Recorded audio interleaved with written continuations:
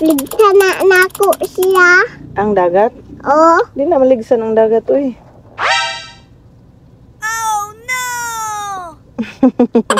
Unya ko na siyang pusilon. Dili po di siya mapusil. Kay dagat gali siya, no?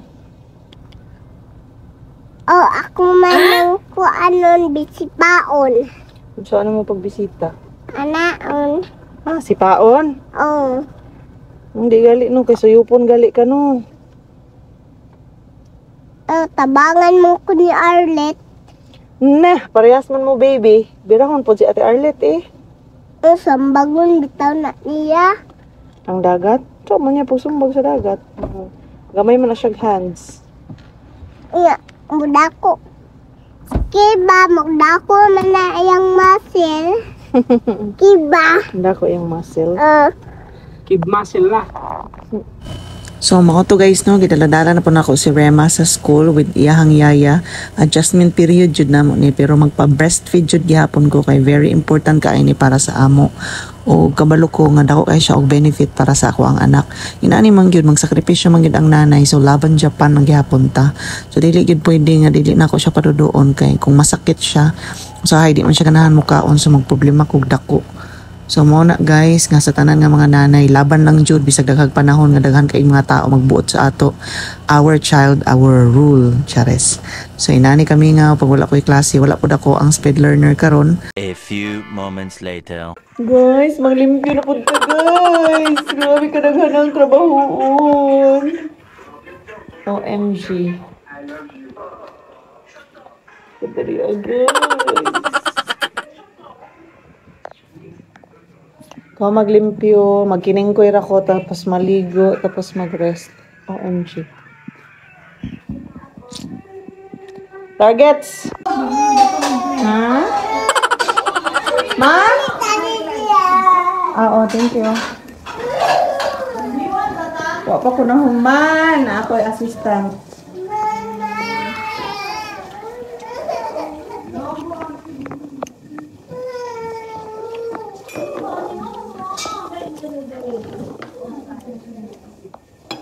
Kaon tatabing. Hay gulay ni nanay. Dodo jud ka, dodo. Ay, musa magkagwapa, day. Dodo daw siya. Tara. Dito dali ta. So mao to guys nga naputol lang ako ang pagtrabaho ingon ani gyud most of the time no kay na may breastfeed nga baby maputol gyud atong mga trabaho nya kinahanglan man nato siya entertainon kay kung dili awara gud na artista kaayon hilom ra dayon siya paingon nako nga magdudo na lang gyud mi sa kwarto. Di ba? Dili kay na siya ganahan magkaon-kaon pag mabusog na na siya og di na na siya dili na na siya pag moingon na siya dudo na gyud na siya. So mo to guys nga higda-higda sa amin diri unya ang amo ang routine mabuntag manggod kay usahay muhilak mo na siya kay katugon pa jud kay siya so alas 7 tulog pa siya kay dugay man matulog lagi pagkagabi labi na kung makatulog siya anang buntag pagkagabi dugay na siya matulog guys. Wala pamiligo. So mo na nga kinahanglan lingaw-lingaw na siya nga makatulog para sayo pong mata pero usually gyud ang iyang tingmata is alas 7 kung pasagdaan gay na mo siya kung naalang ko sa iyang tapad permi maabtag alas 8 alas 9 so mo na nga kinahanglan jud nimo siya i-train pa luoy kay bata kay ni kabuntag mapugos man siya og matang sayo pero akong trabaho na lang is dili ko maligo anang buntag anang gabi na ko makaligo. So, sige jud bitaw po pangandoy guys ug sig una layo ra jud kaayo kung narami sa balay. Tulog na kay mahinglo ko tiwas. Ang amo ang trabaho. Mula kaon mi from 7 or 8 kabot mi sa school. Pagkahuman namin dito a whole day, wala kayo pahulay. Dapat baya ang nanay kung magpa-breastfeed no kay naapod siya time nga mag-relax siya, matulog siya kung matulog ang bata kay usahay ang kaning uban magsiingon nga ay wa trabaho sira man kagpatutoy naglingkod-lingkod naman ka hoy maka-drain kaayo og energy ang nag-breastfeed no unya na pertirjong lahi anak front na siya. Kaning mga mama nga pa-breastfeed perting gutuma ang paminaw ani unya kapoy kinabay bata mga singkumpayot pila ka oras sa imuha magdudok sila. Unya dili mo pagka pwede mo ingon nga kung ano na lang nimo ay kuan na ayo na lutasan na oy mga ano magbuot man mo nga kasayang anang gatas nga nasa imuha o sa pulo sa ana. Oo pero tama man po na inyo ha guys, kay lain man ta, so inyong role, inyong bata inyong role. So ako as long as gusto pa niya angtod nga dili siya mayon nga madili nako. Kabalo ba mo nga pure breastfeed yun ni si Rema mo nang bright yun kay siya nga bata, grabe siya katabian niya, dali ra siya maka-catch up, dali ra siya maniid kung unsa imong emotion, makabalo na siya kung unsa imong kuan gibati nasuko baka o wala. Grabe na siya ka-sweet nga bata unya.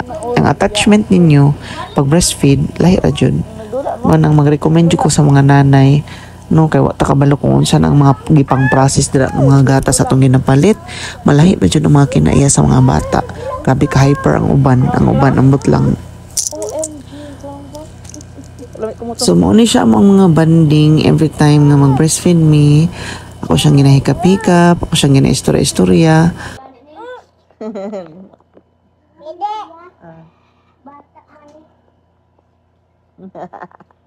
Uy, klaro. Di na ka, day? Dili na ka? Wow. Human jud tagdalian eh. Sige na, day. Pala na akong paubat, day. Bawa na akong paubat. Tara na. Mapagay din ni si Ethan. Pwede na yung agency niya. Nanasad ang mga laway, no? Day, ayaw. Ayaw na. Ayaw, day. Ayaw ko pa siya, day.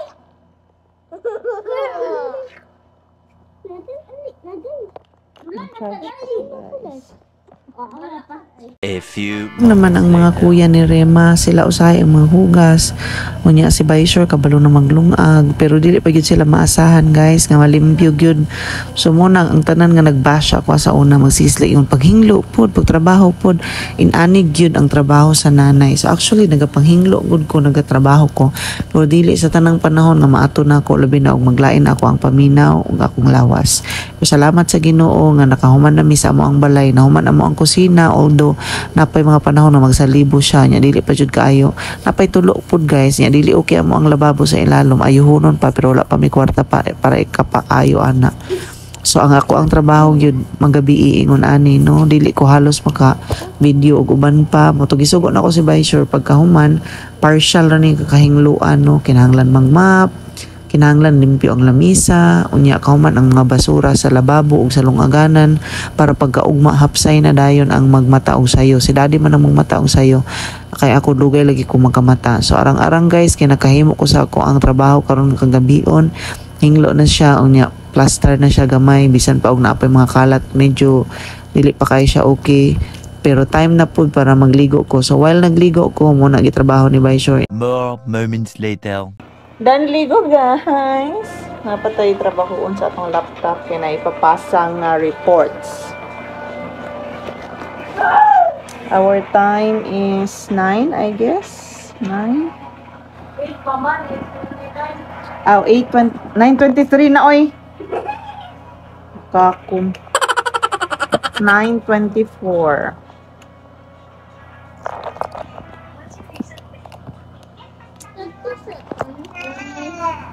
Nami kay mag-work from home lang ay. So sige ra kog mama, madlok ko tanan, madlok ko mo apply, madlok ko mo try og demo sa teaching online. Kasi madawat ko ba? Sure.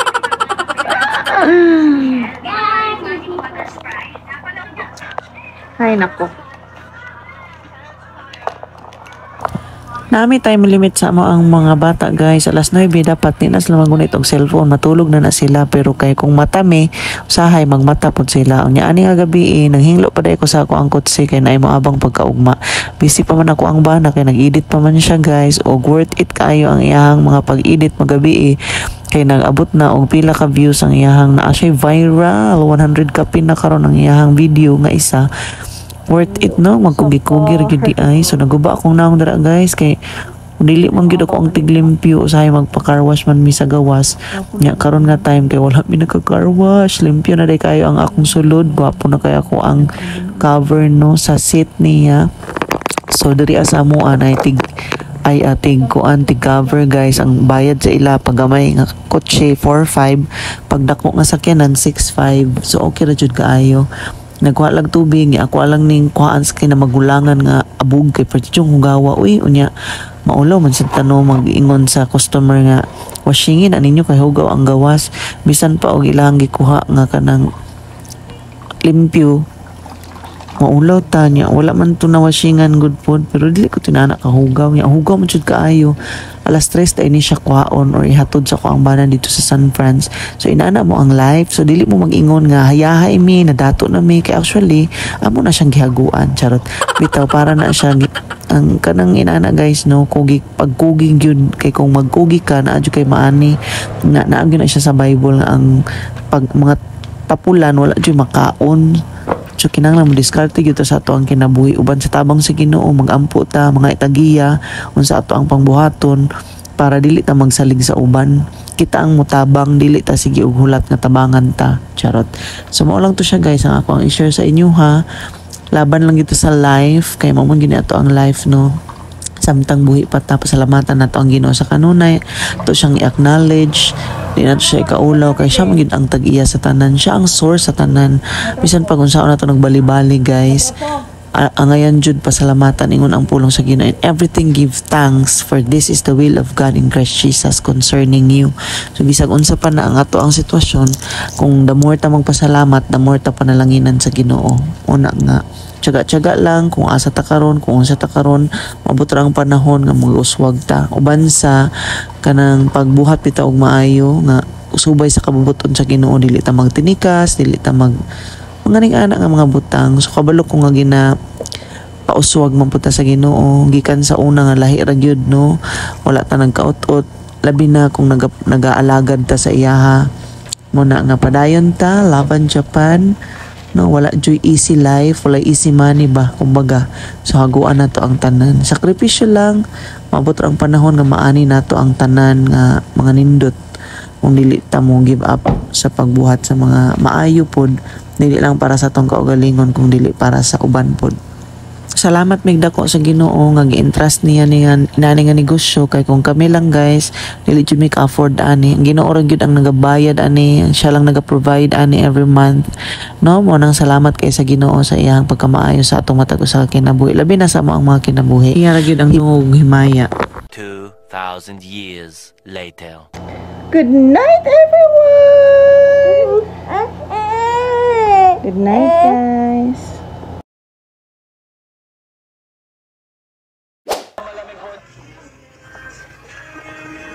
Happy walay klase. Yaw, forma ni Dayday eh.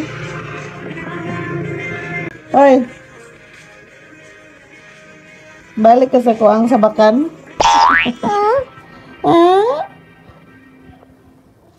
Skip this life. 2,000 years later.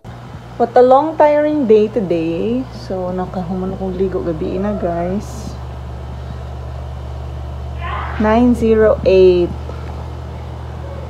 So, nang hugas na kong plato, gikan pod pang luto, tapos saka pa sa taas kinang hinglo. Walay klase karon pero busy ta. Pero nakatulog ko kanina og maayo, so that's one good thing. Kumusta ang tanan? I hope okay ra mo. God bless sa ato guys. Bye-bye.